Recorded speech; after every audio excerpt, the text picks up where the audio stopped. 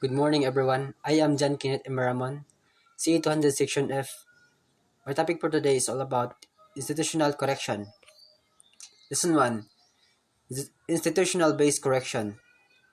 Present to antiquity to modernity, the influence of Roman Catholic Church, Pope John Paul, the Propal Pope, Walnut Street Jail, King Henry VIII, King Edward VI, and Jewel of King Henry VIII.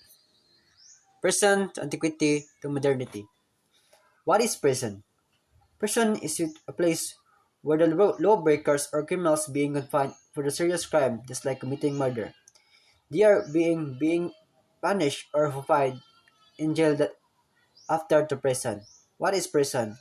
Prison is the most common place where the lawbreakers go into, and prison is one of the rehabilitation sites where serious criminals or serious crimes deep and they will punish through going to prison.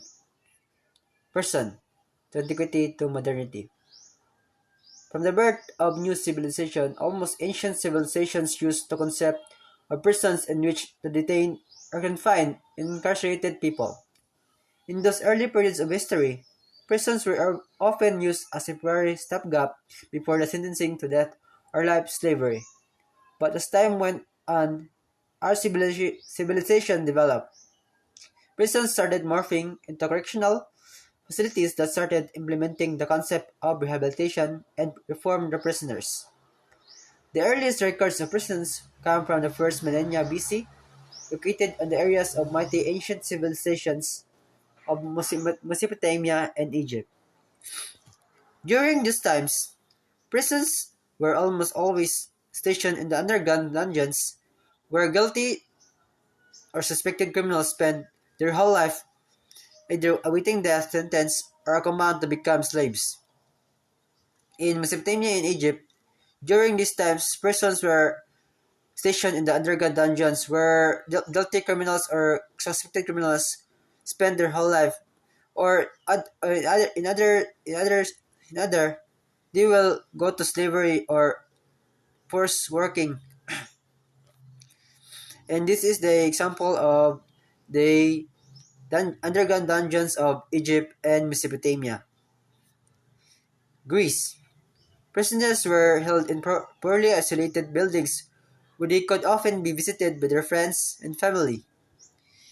Primary source of their detention were not dungeons, high walls, or bars, but simple wooden blocks and they were attached to their feet. And this is example of the ancient prison of Greece, and this is the prison where criminals are being stationed. Roman Empire.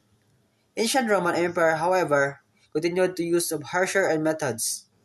Their prisons were built almost exclusively underground with tight and claustrophobic passageways and cells. Prisoners themselves were held either in the simple cells or chained to the walls, for life or for a lifetime. As slavery was accepted norm in those days, majority of prisoners that were not sentenced to death were sold as slaves or used by the Roman government as workforce. One of the most famous uses of the slaves in Roman Empire was gladiators. In the Roman empires, they turned the suspect into a slavery or a gladiators. And this is the example of the person of the Roman Empire. Roman Empire cell. Gladiators. What is gladiators? The word gladiators come from the Latin gladius or sword. Definitions of gladiator in ancient Rome as a professional combatant or a captive who entertained the public by engaging in mortal combat. Type of battler, belligerent, combatant, fighter, or scrapper, someone who fights or is fighting. The gladiator is one of the main factor while where the criminals are being forced into workforce or being a gladiator. And this is the example of gladiators Roman Empire. They fight for each other for their freedom or for the public. The conditions of the European presence remained harsh until English royalty started being more involved with their justice system. Henry II commissioned the construction of the first prison in 1166, together with the first draft of English legal system that used concept of jury. One of the most historic prison legislation was introduced in 1215 when King John signed Magna Carta, which stated that no man could be imprisoned without trial. In the European prisons, they remained harsh until English royalty started. So they adopt the Roman empires and from the past country, and they adopt the way they the way they force the criminals force for their or turn into gladiators.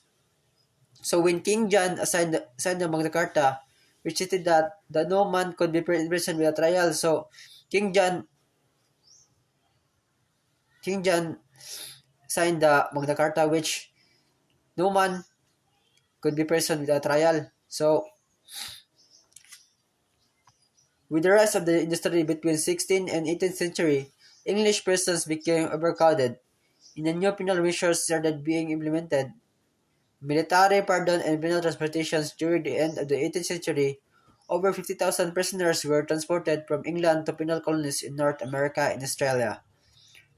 France even continued their practice of penal colonies until the middle of the 20th century, most notably in French Guiana and its indigenous presence Devil Islands.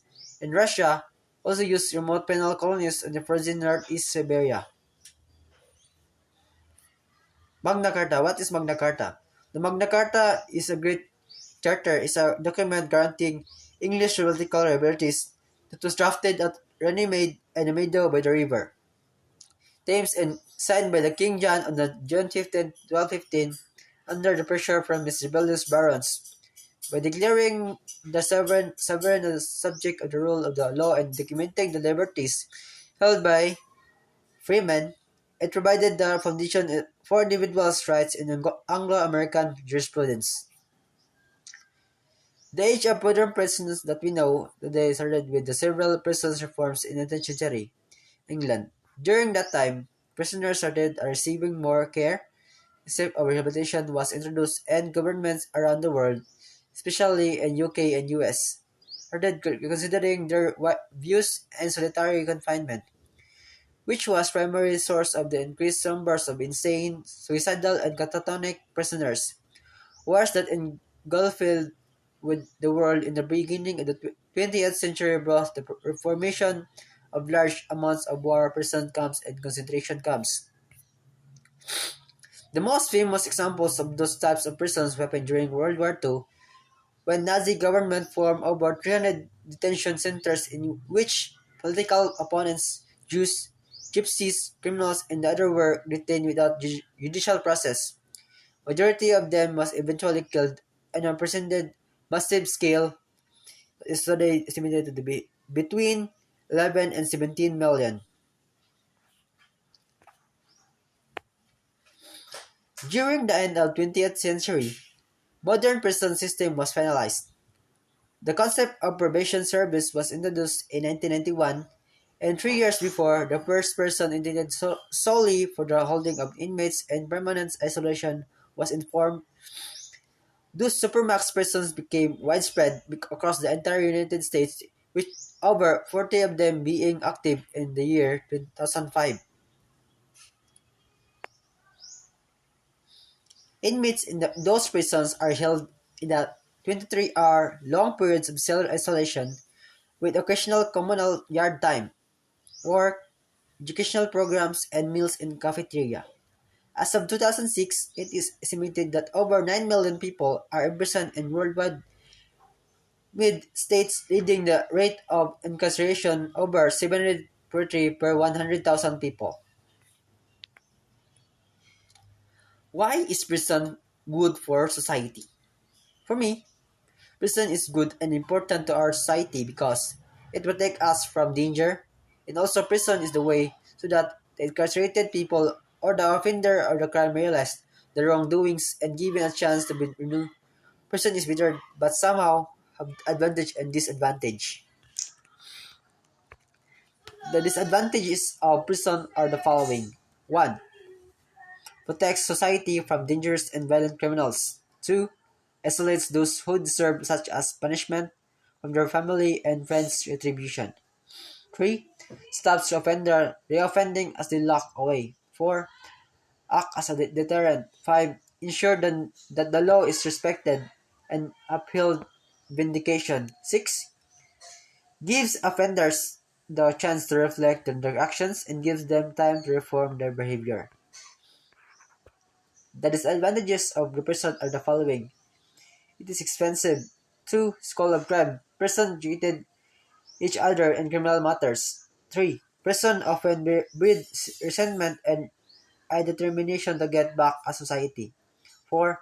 Most prisoners reoffend and release, it does not bring about reform. 5. Prison's records make it difficult to get a job, release which can lead back into a crime. 6. Offenders' families suffer through no fault of their own. 7. Relationships over breakdown while a person is in prison. Does a prison makes us safer? According to the research, we incarcerate for multiple reasons, including the justice and punishment, but one of the main justification is public safety. Putting individuals convicted of crimes, especially violent crimes, in prison is thought to make the rest of us safer. The importance of prison in our society is the criminals were put in there so that their crimes will be, and the criminals will be incarcerated. So they, it makes the society safer because the criminals are being put in the prisons, and the and the criminals are being punished so that their crimes will be punished, and the police were bring us safer for society.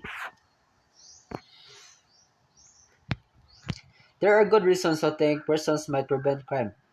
The experience of imprisonment could deter someone from committing crimes to avoid prison in the future. Prison might provide opportunities for rehabilitation, such as drug and alcohol treatment, education is or counseling, and at the very least, someone who is in prison cannot commit a crime in the community and effect criminologists call incapacitation. Yet, there are also good reasons to believe that prisons might actually increase crime. The harsh prison environment could exacerbate mental health problems, make people more prone to aggression, or make them cynical and distrustful of the legal system. Prisons could isolate prisoners from friends and family who might help them find jobs eventually, or prisoners may learn from their prisoners how to be better criminals. Now we all know that the prison has a good and bad impact to our society. First, criminals will be punished according to the crime they commit, and also prison is a way to protect innocent people in the society away from the danger.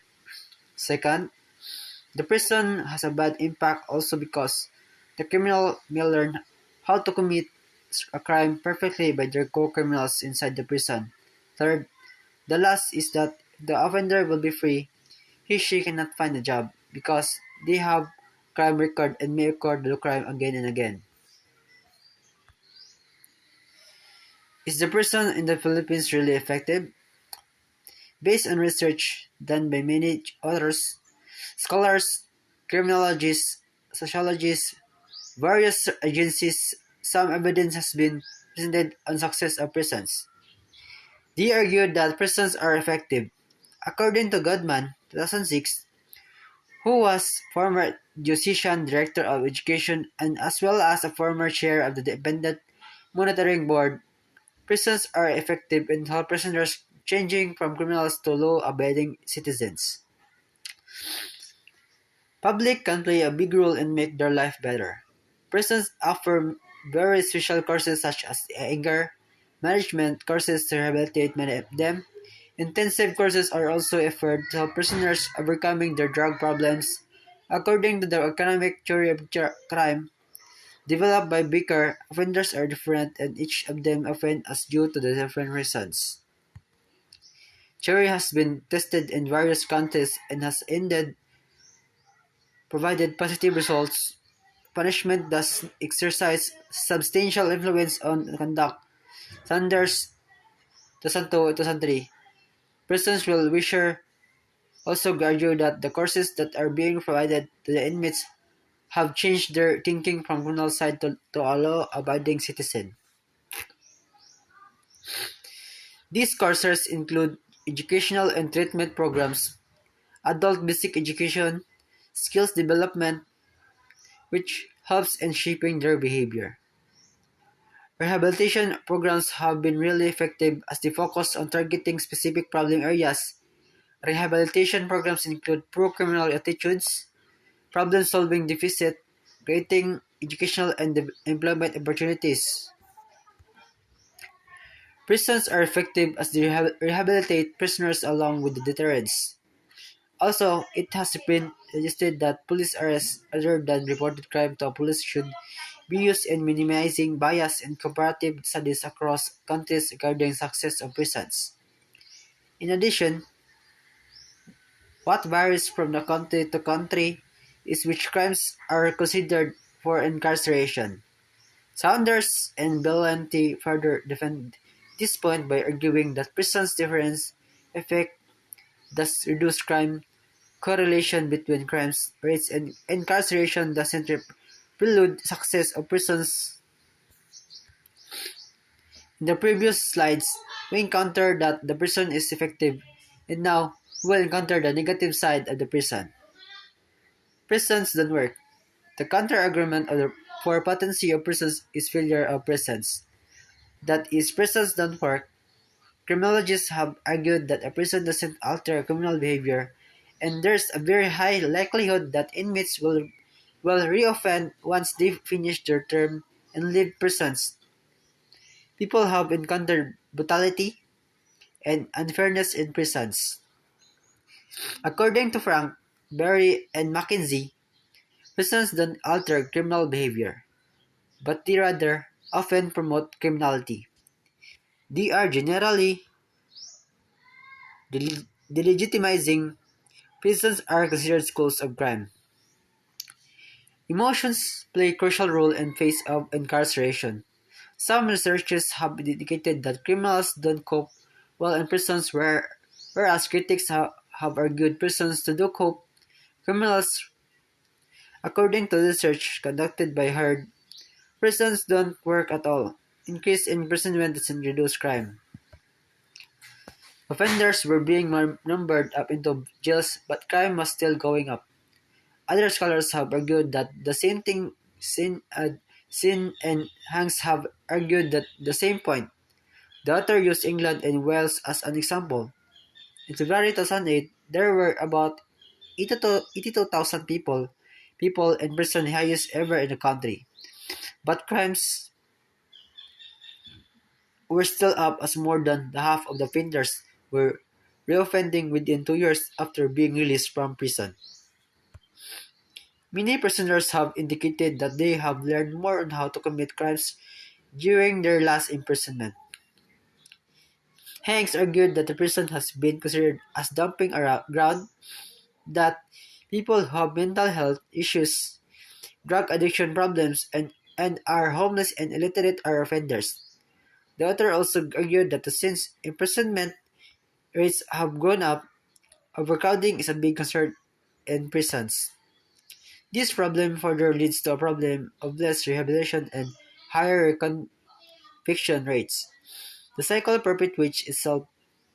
It was also discussed that it's really expensive to keep the offenders in prison, and more than a half of the offenders were being back within the 2 years or so, thus the putting extra burden on the budget.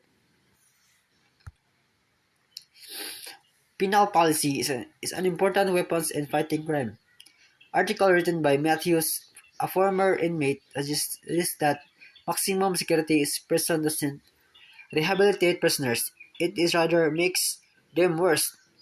He further added that inmates spend 20 hours a day in their cell in total isolation. and it's hard for them to function properly in society after spending that amount of time in total isolation without any human contact. Most prisoners have developed some sort of psychological illness, and those who had it before their situation is even worse. Prisoners are abused most of the crime. Criminologists argue that this type of incarceration is inflicting punishment rather than rehabilitating those individuals. Individuals also face administrative separatism. Other research studies that have revealed that incarceration is not meeting up the expectations. According to Griffiths, incarceration is not an effectual restraint but being caught and punished is a deterrent. It has also been argued that people have been spent more time in prison, feel more comfortable in prison rather than being out in the community. Longer prisons are totally ineffective because sometimes low-risk offenders are exposed to high-risk offenders, and likelihood of learning other ways to commit crimes is very high. Further studies have revealed that even most offenders prefer probation over incarceration. Studies further revealed that prisons don't always carry out through its provisions and some of them have been failed to meet their performance targets. What is the main purpose of prison? The main purpose of prison have four major purposes. These are retribution, incapacitation, deterrence, and rehabilitation. What is retribution? Retribution means punishment for crimes against society. Depriving criminals of their freedom is a way of treating them as a debt of society for their crimes. Incapacitation refers to the removal of criminals from society so that they can no longer harm innocent people. Deterrence means that the prevention of future crime, it is a hope that prisons provide warnings to people thinking about committing crimes, and that the possibility of going prison will discourage people from breaking the law. Rehabilitations refers to activities designed to change criminals into law-abiding citizens and may include providing educational courses in prison, teaching job skills, and offering counseling with a psychologist or social worker. Retribution, it just means the punishment for crimes against society. So in retribution, the depriving criminals have their own freedom. So and they making them pay of the society for crimes. So in retribution, the criminals are being punished against society. So in ad in incapacitation refers to removal of crimes from society. So in incapacitation, the criminals are removing from society, so they can no longer harm innocent people. So in incapacitation, they remove crime in society. So there were no criminals are in the society. What was the goals of our prison?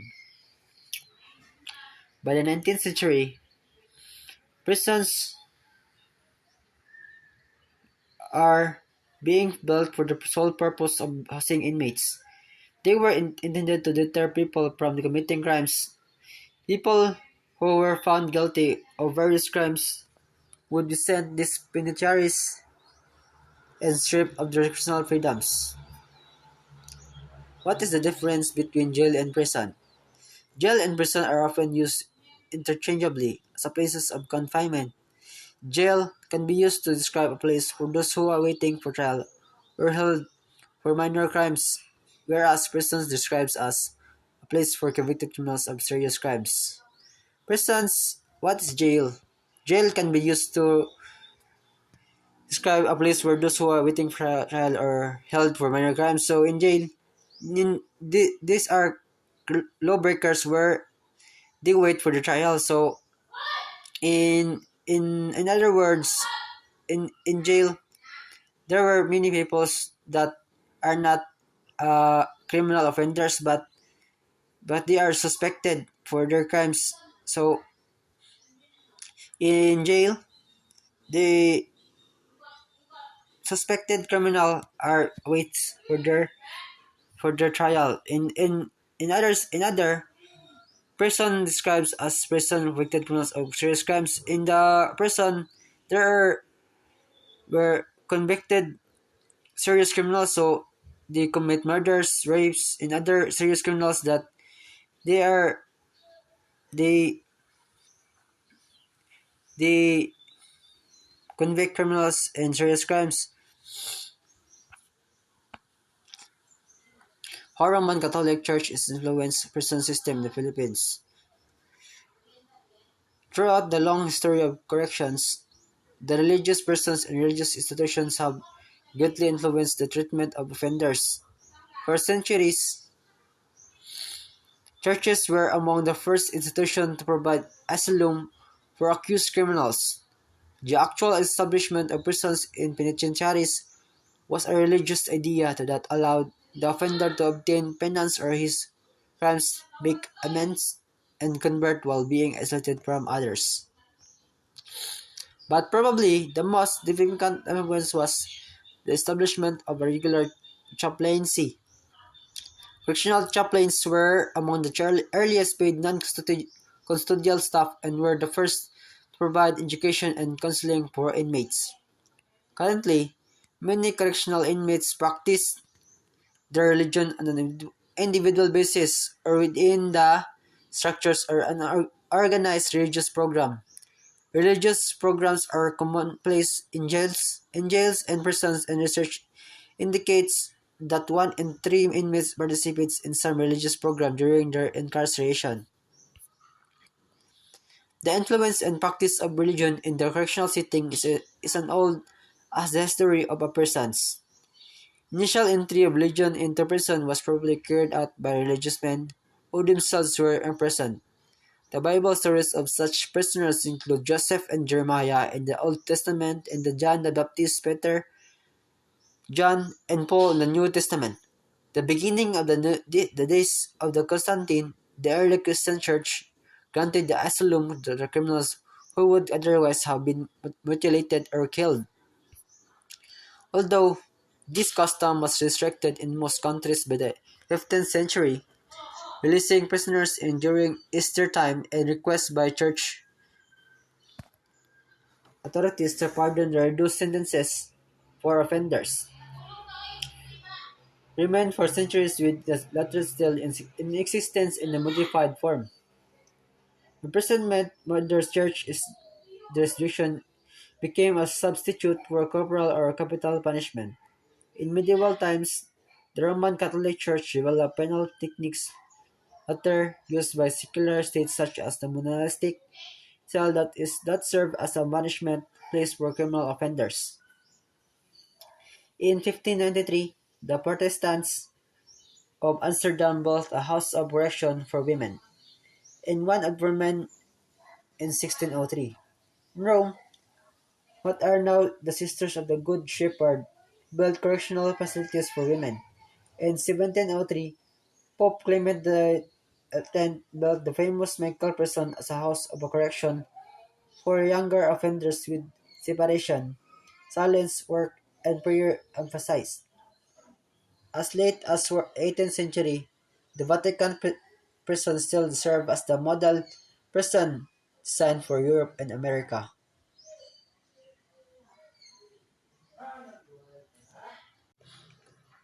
Early settlers of North America brought with them the customs and the common laws of England, including the pillory, the stocks, and the whipping post. During the 18th century, isolating effects, the offenders from fellow prisoners became the accepted correctional practice.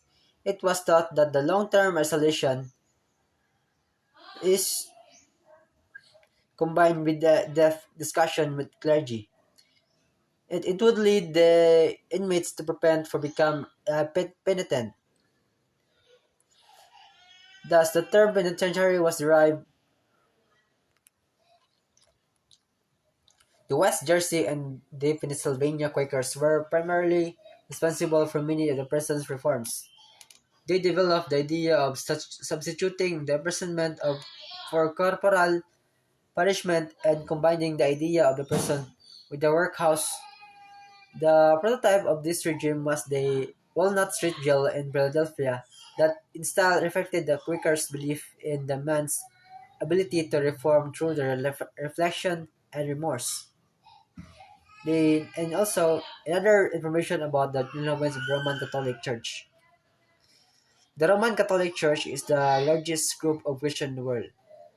There are about 1 billion members, mostly in Europe, North and South America.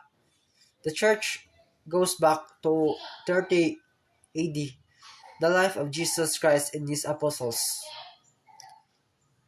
Roman Catholics believe that Jesus Christ is the Son of God and that he rose to heaven after being crucified.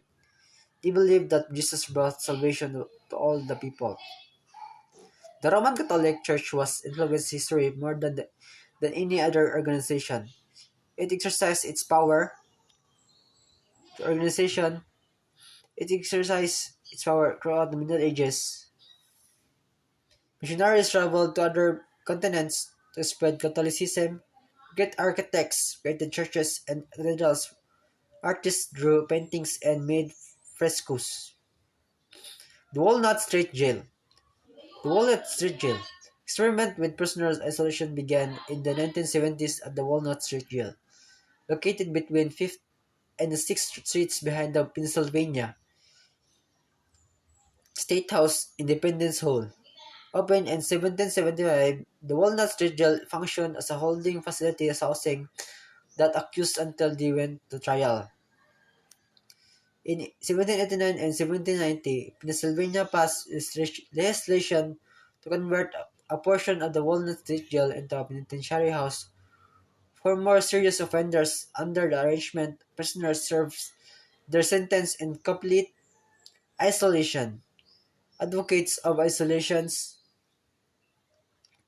argued for the humanity of silent reflection under the barbaric punishment of the past. Prison's reformers viewed the initial experiment positively, but by the late 1790s, the system began to break down to severe overcrowding and the mismanaged. The beginning in the early 1800s, prison society reformers began agitating for a new penitentiary to fully implement the revision of total prisoner isolation. King Henry VIII. Why is King Henry VIII important? King Henry VIII, 1491 and 1547, rules the England for 36 years, presiding over sweeping changes that brought his nation in the Protestant Reformation. He famously marries a series of 6 wives in his search for political alliance, marital bliss, and a healthy male heir. Henry VIII is best known as for his 6 wives and several mistresses he kept on the side. The monarch's desperate quest for political unification and a healthy male heir drove him to annul 2 marriages and have 2 wives beheaded. His chaotic love caused an unstable succession for foreign policy implication and even led to break with the Church of Rome. The following are the King Henry's wives. First wife is the Catherine of the Aragon, born 405 to 1536, demoted for bearing no son. Henry took the throne in 1509 at the age of 17. 6 weeks later, he married Catherine of Aragon, the daughter of the King Ferdinand and Queen Isabella of Spain, and a widow of his elder brother Arthur. From the moment young elder brother Arthur, from the moment young Henry took nuptials, he obsessed over continuing the Tudor line. Of multiple pregnancies and several births, the only child to survive was Henry and Catherine's daughter, Mary, born in 1516. By the 1520s, Henry had developed a fondness for Anne Boleyn, another lady in waiting for the Queen. and eventually sought the Pope's approval for an was invalid annulment. He argued that his marriage of Catherine was invalid because her marriage to his brother Arthur had been consummated, but she always contested this. Bowman explains that when the Pope refused Henry's request, the king divorced Catherine against the will of the Roman Catholic Church and established the Church of England, assuring the Reformation. Catherine died at Kimbolton Castle as a princess, not a queen, on January 7, 1536. Another wife that King Henry married is Anne Boleyn, 1501 and 1536, the union that sparked Reformation beheaded. Henry and Anne wed on January 15, 1533, and Anne gave birth to their first child named Elizabeth. In September the same year, Henry remained hopeful and would give him a son, but after the series of stillborn births, Henry lost interest in his wife. When he took a mistress, Anne became enraged. On one occasion, her sister-in-law Lady Rochford was banished from court when she and Anne had plotted to remove the unnamed mistress from court. Says that Tudor historian Elizabeth Norton, desperate to end relationship with King Henry, accused her of adultery and treason and had the marriage annulled. On May 19, 1536, Anne was beheaded for her alleged crimes. She is by far the most cited of Henry VIII's wives, but much of her life remains a mystery, including the terms of her execution. Although we know that Henry annulled his marriage to Anne 2 days before her execution, we do not know even the specific legal pretext, says Norton. Many historians believe Henry fabricated the charges against Anne. The third wife is Jane Seymour, died after giving birth to the male heir. Days after Anne's execution, Henry married his third wife, Jane Seymour. Jane had served as a lady in waiting to both Catherine of Aragon and Anne Boleyn. Anne Boleyn's and Jane Seymour's mothers were first cousins who shared the same grandmother and were raised together for a time. Anne did not stand meekly aside Henry's interests, and Jane became a parent. We know from the sources that the pair came to blows on more than one occasion at court, says Norton. On October 12, 1536, Jane gave birth to Edward VI and died from complications of birth several weeks later. At the wishes of the king, Jane is buried at St. George's Chapel alongside with him. And the Cleves in 1515-1527 strategic 6-month marriage, and it is the fourth wives of uh, King Henry VIII, the Anne of Cleves. Henry stayed a bachelor for 2 years, until his chief minister suggested that he seek European alliance and marry one of the sisters, Anne and Amelia, Germa's Duke of Cleves. Henry requested the women's portraits and found Anne to be the more flattering of the two. When Anne arrived in England on January 1, 1540, Henry was shocked that she looked nothing like the painting. He tried to halt the wedding, but because the arrangement had progressed so far, they married on January 6, 1540. And then she called ugly wife.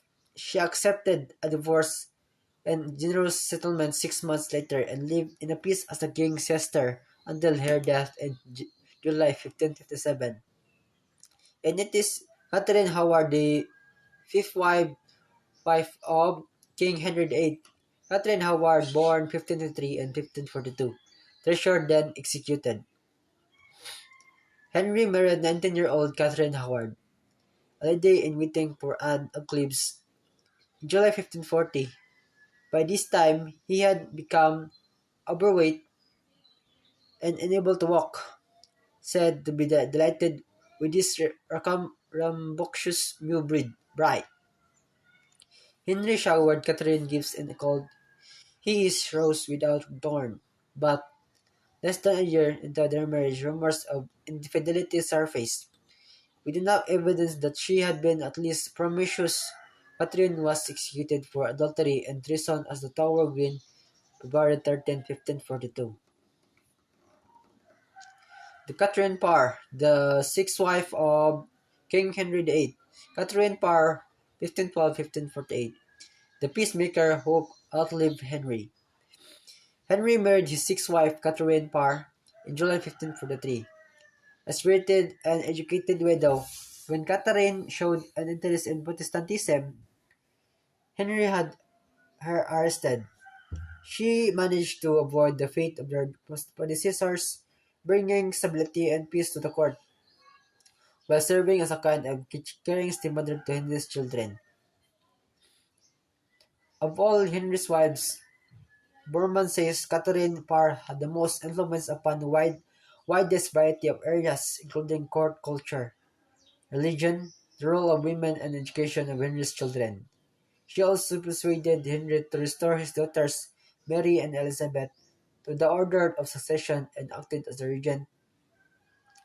When Henry went to a war with France, Bormann explains Catherine died in 1548, a year after Henry passing. Corruption. In August 2018, the public learned a former mayor may have been released from prison for good behavior. He was originally charged for rape and homicide in 1993. Similar stories of corruption in the Philippines prisons continued to emerge. In September 2018, the public learned that a woman was told her husband's sentences would be shortened if she paid 50,000 pesos. Later that year, senators have stated that inmates could live like kings for a fee. This information led to further allegations. Prison workers and officials were taking bribes to bring and distribute contraband to inmates. The contraband in question included cigarettes, cell phones, and televisions. Supposedly, inmates can also pay personal cook and nurses. Inmates who cannot afford a better life within the prison are stuck in overcrowded and dirty rooms. These inmates have a higher rate of becoming ill and death. Now, the corruption has been unearthed. Officials are taking steps to weed it out one person at a time. There are types of crimes. First, a crime. A crime is defined as any act that is contrary to legal code or laws. There are many different types of crimes.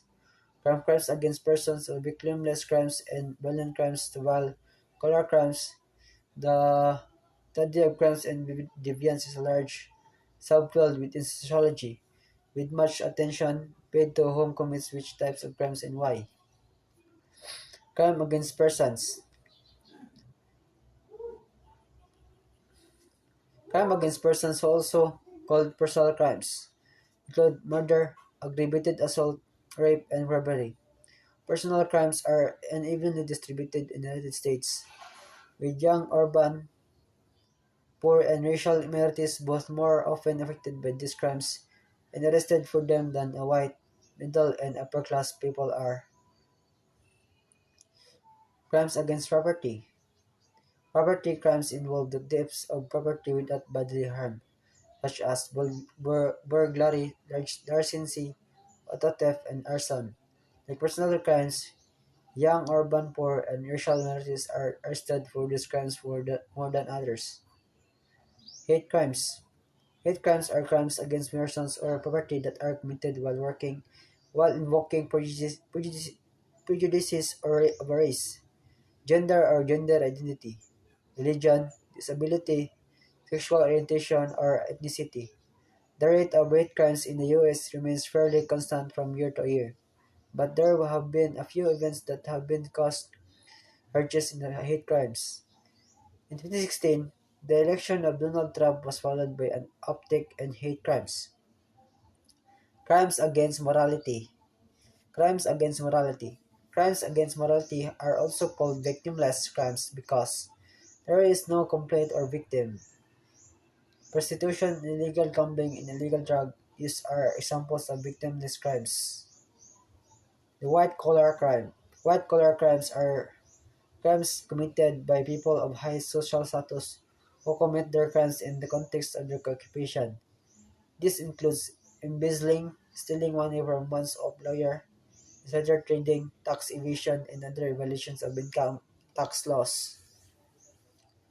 White-collar crimes generally generate less concern in the public in mind and that other types of crime. However, in terms of total dollars, white-collar crimes are even more consequential for society. For example, the Great Recession can be understood as a part of the result of a variety of white-collar crimes committed within the home mortgage industry. Nonetheless, these crimes are generally the less investigated and less prosecuted because they are protected by a combination of privileges of race, class, and gender. The father of white-collar crime, Edwin Sutherland. Crime is committed by a person or respectability in high social status in the course of his occupation. He wanted it to be recognized as crimes. Sutherland wanted to a person about the affluent that committed crimes. Professionals were not considered criminals, wanted to develop more theories of criminal behavior, extent of white-collar crimes, corruption in government, political corruption, corporate sector corporation, white-collar crimes, and profession. Other term of white-collar. 1. Elite deviance, bank fraud, blackmail, bribery, embezzlement, hoarding, and black marketing. The other types of white-collar crime: respectable crime, upper world crime, occupational crime, and corporate crime. What is organized crime? The organized crime is committed by structured groups, typically involving the distribution and sale of illegal goods and services. Many people think of the mafia when they think of organized crime, but the term can refer to any group that exercises control over large illegal enterprises, such as the drug trade, illegal gambling and prostitution, weapons smuggling, or money laundering. A key sociological concept in the study of organized crime is that these industries are organized along the same lines as legitimate businesses and take an appropriate form. There are typically senior partners who control profits, employees who manage and work for the business, and clients who buy the goods and services of the organization. The characteristics of organized crime: 1. Teamwork. 2. Hierarchical structure. 3. Planning. 4. Division of labor. 5. Violence. 6. Effective control of its members. 7. Not limited illicit services. Activities of organized crimes: 1. Narcotics distribution. 4. Gambling. 3. Prostitution. 4. Illegal sale or distribution of firearms. A sociological look at crime. Arrest data shown a clear pattern of arrests in terms of race, gender, and class. For instance, as mentioned above, young urban poor and racial minorities are arrested and convicted more than the others for personal and property crimes. To sociologists, the question posed by this data is whether this reflects actual differences in committing crimes among different groups or whether this reflects different treatment within the criminal justice system. Studies show that the answer is both. Certain groups are in fact more likely to commit crimes than the others because the crime often look at us as a survival strategy. This link of patterns inequality in the United States. However, the process of prosecution in the criminal justice system is also significantly related to patterns of race, class, and gender inequality. You see this in the racial arrest statistics in treatment by the police and sentencing patterns and in studies of imprisonment. These are the references, and thank you.